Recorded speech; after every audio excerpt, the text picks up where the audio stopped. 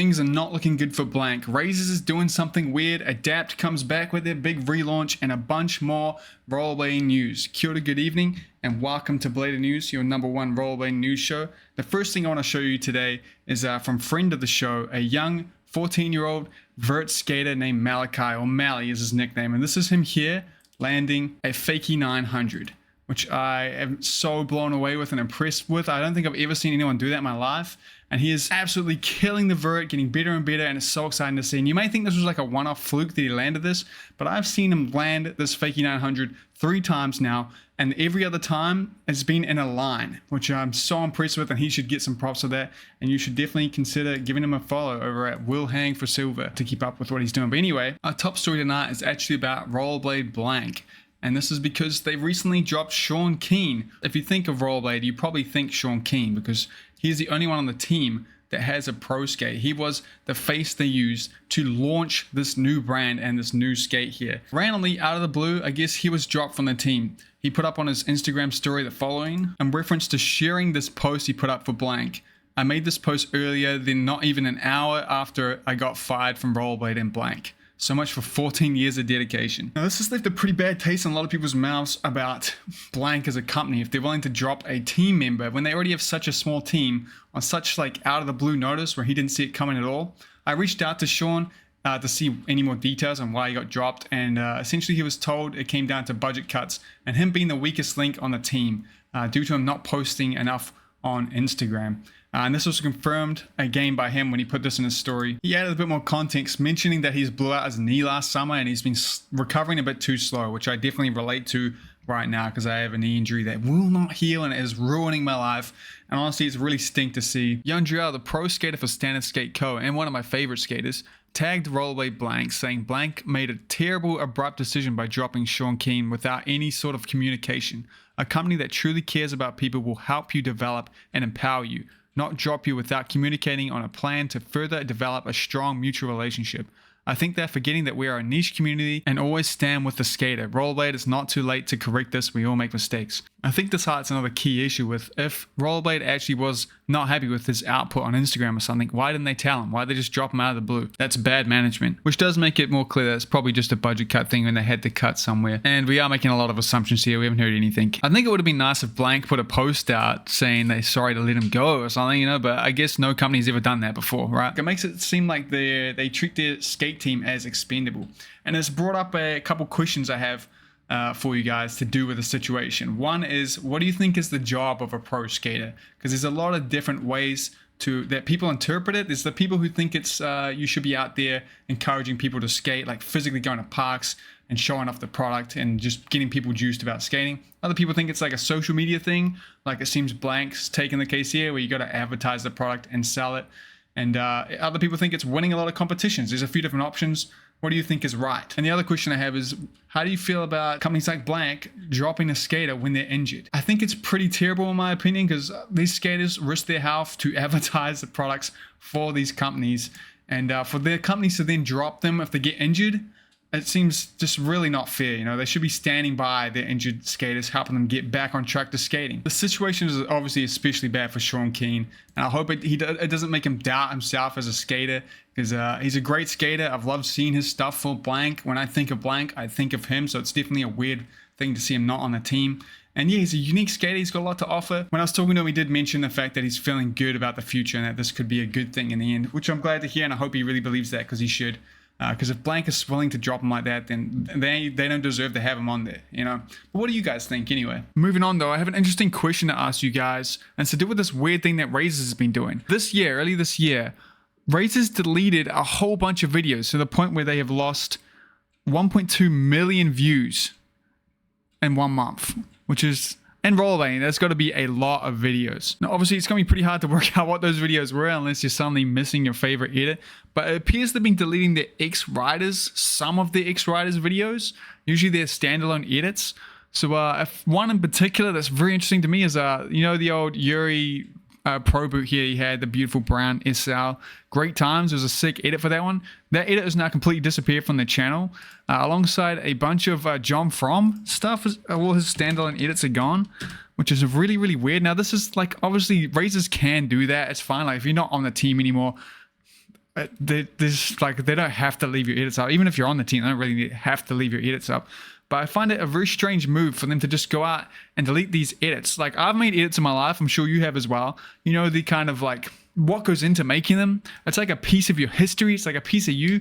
And for them to just randomly delete them for no reason, taking away like taking it away from the writers, like they might not have copies of that. Some of these skaters probably like risked their health, and now this edits could be lost forever because they just randomly deleted them. And as someone who runs a YouTube channel, you have to manually go and delete videos like this. It's such a weird move to go through, search X writers' names and delete things. It's like a very manual thing to do and super strange to me. The main reason I wanted to talk about this today is I wanted to see what you guys think about them deleting old edits like this. Is it weird? It's kind of like, I don't think it's that bad, but it's a little weird and rude to the ex-writers, if you ask me. But also, if there's any pros watching this, I would definitely recommend making sure you have a copy of all your edits, like a HD copy, because I guess you can't trust the brands you skate for to leave the edits up. You could lose an edit that you risk your life making for nothing, you know, which I think is super lame. I reached out to Razors to see why they're deleting these old edits, and they haven't got back to me. And while we're talking about weird, bad stuff, I gotta warn you about this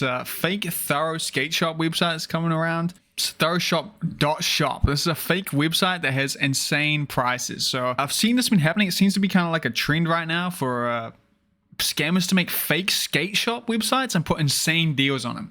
And obviously, the biggest lesson you can learn of all time, the biggest rule of thumb you would take is if something seems too good to be true, it definitely is. But this is really lame to see happening in like such our small community. You know, like I know Thorough is like a really cool small shop, and to see someone had to put money and invest into this to make a fake website where you buy skates, where they just rip the whole website, I guess. But someone's still got to pay for this, which means someone's making money doing this, which is really sad.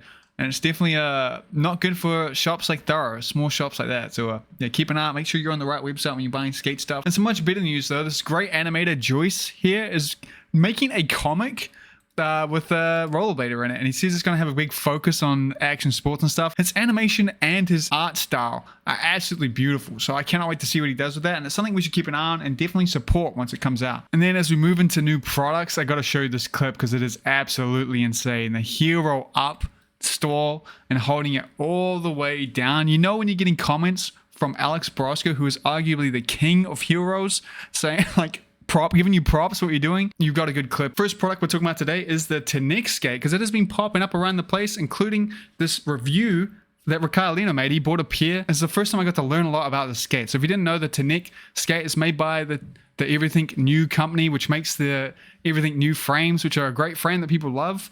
And the idea of the skate is to make a super clean, cheap, and simple skate for people wanting to try out skating. The biggest key feature of it is it's quite disposable. Everything is riveted on but the wheels. So there's no UFS. It's a sole frame. It's riveted onto the boot. The cuff is riveted. Even the buckle is riveted on. It's got a simple liner. Very simple, very safe. But judging by the review that Lino did here, it's a great skate. He described it as very similar to an M12. It has the look down of the M12, but it is a decent amount roomier, which sounds perfect, you know, because it doesn't look as big.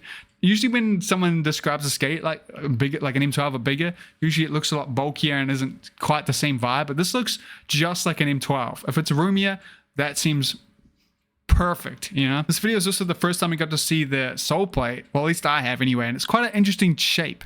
So it's supposed to be inspired by the Fifth Element, and you can see here that looks very Fifth Element-y. It has the like recessed parts to give you a bit less friction, and this side's very like straight and normal looking. But the negative side's weird. It's got like quite a big toe, which I would love to know the reasoning for that. That's interesting design. It did get me thinking though, because I'm very, very confused about the launch of the skate.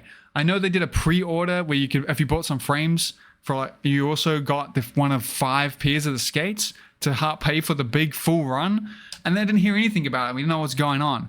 But I went over to the website and you can order these skates right now. They are on the website in every size. You can order them. So I was thinking maybe they're just subtly here now, like they're out. But then, literally as I'm recording this video, Drummond put up on the official TNEC Skate Instagram this update. Okay, so skates have been fully released from customs. They're on the way to my spot. Should be here by the end of the week, possibly Monday. But most likely by the end of the week, skates will be here and on their way to you. Which I guess means the full release of the skates is happening now, which is, I wish I knew more about, but now you know, now I know. Definitely excited to see more of these skates. Another interesting point about them is the fact that they don't have any branding on them, even on the frames, even on the like little bit on the heel. Like if you look at the skate, it has like a spot like the Rocies do for a logo, but there's no logo, which I find weird. Like I feel like you could fit a TNEC in there. I don't know. It's an interesting choice. The only bit of logo on it is on the liner. You can't see it here. You can see it a bit in Lino's video. I love the idea of a skate that like you don't have to make any changes to, except for maybe liners and wheels, to know if you like it or not. I think that's great. And I'm glad it exists again. Congrats to Duran. Congrats to TNEC. And then John Hawley has been posting some cryptic stuff on his Instagram, as always. Some blacked out factory shots. He went and visited the factory for them and has posted these pictures here.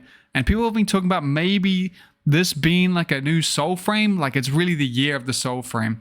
But just looking at this here, I'm convinced it's not a soul frame. As cool as that would be, this is definitely just a them 80 again. Probably a new colorway or something. I do want to pass the question to you though. If them was to do a soul frame, would you skate it? And do you think it's a good idea? I absolutely love the idea. The whole benefit of having a soul frame is that you're not limited to UFS, which means you could make like an Aeon soul frame for the them skates, which I think would be huge. Could be simpler, could be cheaper, probably not though. But yeah, I don't think it's happening at any time soon. I guess we'll have to wait and see what them is up to. Moonshine's got a new product for you, and it's in this world first aggressive and quad skating wheel drop called the Twisted Team wheels. Two identical designed wheels, one for quad, one for aggressive, dropped at the same time. The collab is meant to symbolize the solidarity between our two communities, which I think is really cool and a good way to go about it. The aggressive wheels are 55mm 92A, and the quads are 5301A. So if you need some new wheels, you know where to go. Support Moonshine. You can even support the team members just by putting their code at checkout. They get 10%. But if you want to get some free ones, all you have to do is follow Moonshine and Ali here over on her post and like and comment, and you can win a free pair. They're giving away either a pair of the quads or the inlines, depending on who she picks. So yeah, check that out. In case you didn't know, Adapt actually stopped making their like mass-produced skates. Not really mass-produced, but the big order numbers, the skates you've probably heard of, like the Brutalities. And instead, they're going to focus on much smaller runs on a collection called the Masterpiece, where they can do more of a one-on-one experience with customers. And we haven't seen what they've done yet, but they did just come out and release their new line of skates, this Masterpiece line, with this nice little video here called A New Beginning. And they have a lot of brand new products, some that are quite familiar that we've definitely seen before, but some that are completely new and actually getting out of the rollerblading niche, which is interesting. So this is the free skate they got here, the Super Lager Raw. And the biggest change to all these skates is this new raw part, which is essentially the finish. There's no finish added. It's a raw, how it looks, but it is protected. Peter even mentions in this video here the fact that if you scratch them, it'll make like a white mark where you can literally like wipe it off with your finger, and they're built to last. The skates still look amazing though, but it looks familiar to you, right? And also the aggressive skate will look familiar to you as well, because it is very similar to the last one, except it now has this raw finish. But it also has a brand new sole plate on it, which is interesting. I don't really know what has changed. It looks pretty similar to me. It looks different, but you know, I don't see any big feature changes, but if you can spot it, any Adapt heads will know. They also have this Wizard variant, which has a kind of sole plate on it that's very thin. That's meant to protect the carbon from a metal frame. And it looks great. This would be a sick skate to see someone wizard skating in. And the biggest thing for all these though is that Peter's built up a new way that you can customize these skates. So here's the ability to push out individual parts of it. It is more adaptable than ever, so they can customize the shout to individuals' feet. Like if you need more room in the ankle, he can easily do that. If you want to have more arch support, here's insoles for that. And you still be heat molding the liners, but they'll make sure the shout is the right shape for you, which is an interesting design, and I do love the fact that this is an option in blading. They also made a speed skate variant, which has all the same features in the raw finish. If there's a single speed skater watching this video right now, please let me know in the comments. I need to know. Onto their products, their new products though. They made a quad skate, which actually looks very, very cool. It's designed for derby, rec, and park skating, but interestingly does not have any like grind plates or anything, which I guess most quad skates I'm pretty sure you buy aftermarket plates for. It's cool to see them dive into a new market. They look sleek, they look nice. They're 550 grams. I don't know if that's light for a quad skate, but they also seem to have quite a low cuff on them, which would worry me for park skating. Like surely you want ankle support, but I don't know, you know, I'm not a quad skater. They do have all the same features too, where they have the ability to push parts out and make them fit individually for whoever orders them. But yeah, they look great. They have one more new product though, which is completely out of skating. These cycling cleats, which is definitely right out of the market, but I feel like fits right on brand with what like Adapt is about. It's like niche, expensive, well-designed products. I feel like that's perfect for cycling. Now, my sister's actually a professional cyclist, so I asked her opinion on these cleats, and she said that they look good and they'd be great for track, which I think is what they're designed for, is for track riding. But she also mentioned that exposed carbon is uncommon, but has been done before. I don't know why I'm talking about this. We're a rollerblading channel right there. Is there a single professional or just a normal road cyclist? Let me know in the comments if you're here and then whether you would skate this. I doubt there's a single one of you. That's my bet. And that is the relaunch of Adapt, their new beginning. They ended their relaunch video with the following slogan, or maybe just statement, saying that in the end, all that will be remembered are the masterpieces we left behind, which I think is kind of interesting, judging from the controversial past of Adapt at this point. And I think it speaks a lot for what's going on there. Moving on, we're talking about Powerslide's brand Playlife, which has those really, really affordable aggressive skates. They've now launched some obviously Impala competitive skates here with the Cruiser, which is actually quite interesting because it is aimed at a kid audience, where the skates are actually size adjustable and very simply size adjustable with no tools required. There's a gray and a pink colorway. I think they hit the mark of that retro kind of style. They look like Barbie skates, that you had on a Barbie doll. But apparently, I think if you just press this little hook here on the back, or you can pull it or something, you can shorten and lengthen the internal shell, which is some very cool technology. And it's cool to see a brand jump on this trend. It's a little slow at this point, but I'm glad they are trying to hit the market that Impala or Globe has been absolutely dominating for a while now. And speaking of, the skates that Impala is kind of impersonating and got the start off were made by Rollerblade and Rossies back in the day. And it was you guys already know this, you guys are much more old school than me, but the Rollerblade TRS Lightning skate, that's the skate that everyone's trying to kind of recreate for that 90s nostalgia trend, right? So Rollerblade, you think the people who made that skate, the people who had the name of it, I guess Rossies made it, but it's their skate, they've re-released a classic Lightning skate run too. But tell me if you think this hits the same mark, okay? This is a great video here by Tony. He does a great job showing these off. But look at these skates. Do you think these hit the nostalgic vibe that the Impalas and the Playlife Reactor skates hit? I think they completely missed the mark. I don't know how you could muck up that bad. These aren't gonna hit the throwback Lightning trend. Maybe that wasn't the goal, but bring back the original skates. I'm telling you, they'll sell so much better than any modern skate. I'm telling you. Maybe I'm wrong about that. I guess they know what they're doing. But yeah, I'm definitely disappointed in that. Bring back the TRS Lightning. Something I think did hit the mark were these cool new frames that was a collab with Yoyo skate brand and Ricardo Lino.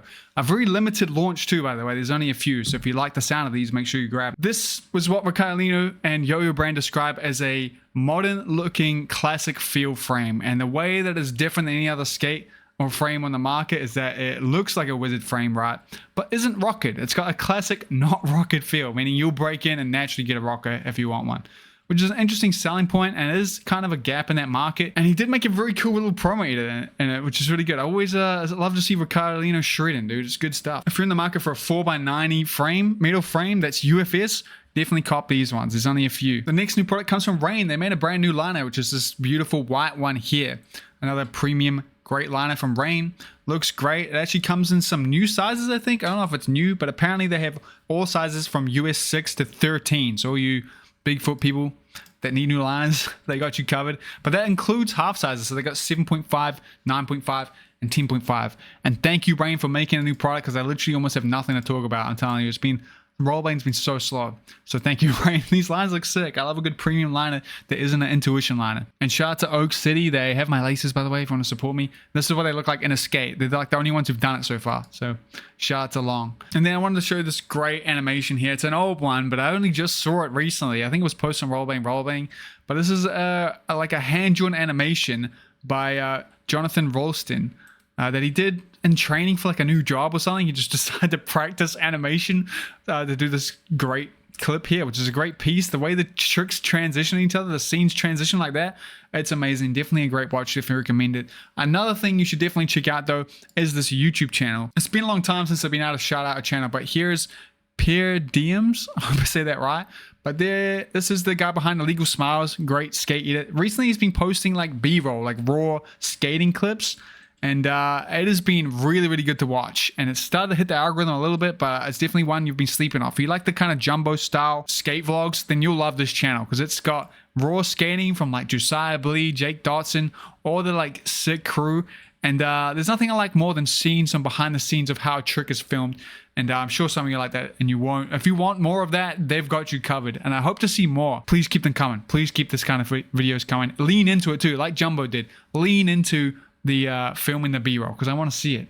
Maybe don't spoil the edits though, because it's never a good thing when it spoils the edits. And then for the last part of the show, I have a new segment I want to try out, which is just going through the top comments of the last Blader News, which is inspired by Flip DeFranco. He's been doing the same thing. And if you haven't noticed, this show was supposed to be a whole parody of his show. If you don't remember, the last episode of Blader News, it was a while ago now. It was a recap of the trade show at Winter Clash. I've been wanting to make more Blader News more often, but there just hasn't been enough news. It's been quite slow. I guess everyone saved everything for Winter Clash, but there really hasn't been anything that interesting, and I cannot make a Blader News if there's nothing worth titling. So yeah, hopefully the next one comes sooner. And that's also a good time to plug that I do a more casual, regular Rollerblading news segment for my patrons if you want to support me. But any information I put in there will eventually be out for everyone, so you don't have to support. But I cannot do this without patron support, so please consider it, or shopping at Laced, or something like that. Or just watching the video, keep watching it. Anyway, most of the comments were actually talking about the Echo Skate, which was because it was the first time we really saw it. The top comment for the last episode was from Matthew Does Stuff, and he says, loved how the Echo skated. It's a really well-designed skate and super accommodating for fit. Once it drops, it will most likely be the only thing I skate. Thanks for using my clip. Now, thank you, Matthew, because I mentioned this in the DMs, but there was an edit that Echo had up on their website of like a team skating them that just disappeared the second I went to record it for the show. So I had no footage of anyone skating the skates until I found the one of Matthew on Instagram. So he saved me a whole lot of headache or maybe having to cut a part of the show. So I appreciate it. And it was a cool clip too. So props to him. The next comment about the Echo Skate was from Mumu Chachu. Good name. And he said, I tried on the Echo Skate, very comfy, solid skates. At the booth, there were two versions, the test mold and the real one. The real mold's plastic was surprisingly solid/dense. If you are worried about weight, this may deter you, but honestly, I think the weight is insignificant. I am a little worried that if they're as heavy as the RBs are like the heaviest skate I've ever seen. And that usually doesn't make any difference or any impact on my skating, but having to carry my skates around to like go places, that's a huge negative if the skate's heavy. So that's interesting knowledge. Thanks so much. Still speaking about the Echo Skates, City Blade says, literally the absolute last thing we need is another mounting standard. And Kit replies saying, I'm trying to convince him to make adapter plates. That is interesting. And another thing to remember that the free skates that Echo is making has a new mounting standard that kind of slots in differently. It's a pretty funny comment to make, and I definitely kind of stand with that. We do have too many mounting systems, and they all have their own downsides, and the more there is, the more complicated it is. But hey, maybe it could be the new one, you know? And funnily enough, we actually got an indirect reply from a reliable source about the mounting system here. Unknown Person 24 said, they heard from a reliable source, the skates displayed at Winter Clash were 90% final items, as the team wanted to go get feedback and test sizing before closing the injection molds. Several changes and improvements have been made post-clash. This also explains the finish on the skate, as they will be in fact matte, which is a great thing to know because those skates, shiny, definitely didn't hit the same as matte. And the skating clips, they looked way better. On the mounting system, the team said to be very sorry for bringing yet another mounting system to the market. They know it's not ideal. However, it was the only way to solve the 2mm foot sole to wheel fit. I also heard that a 4x80 feels and handles like a 4x60 just with tons of speed. The developers said they would do their best to create a UFS adapter for the free skate. So we got to answer to all those questions there, which is interesting. I don't understand what that problem that's solving. I am too much of an aggressive skater. Lastly, obliged by bringing more products into a niche market, the purpose and responsibility moving forward will be to support and grow grassroots and skate schools on a global scale. They very humbly believe they are able to do exactly that. So thanks so much for some more really interesting notes about those skates. We haven't heard any updates since, so I guess we have to wait and see. But yeah, that's the top comments. And that's where I'm going to end the show today. Massive thank you to my Blade News correspondents and my patrons for making this video possible. Consider leaving a comment so I have a bit more options for the next show to react on whatever spoke to you the most today, and any input you have to have is the highlight of doing this. So I appreciate any comments you leave. But anyway, that's that. I hope you get to go for a skate today, and I'll see you guys later on. Appreciate you.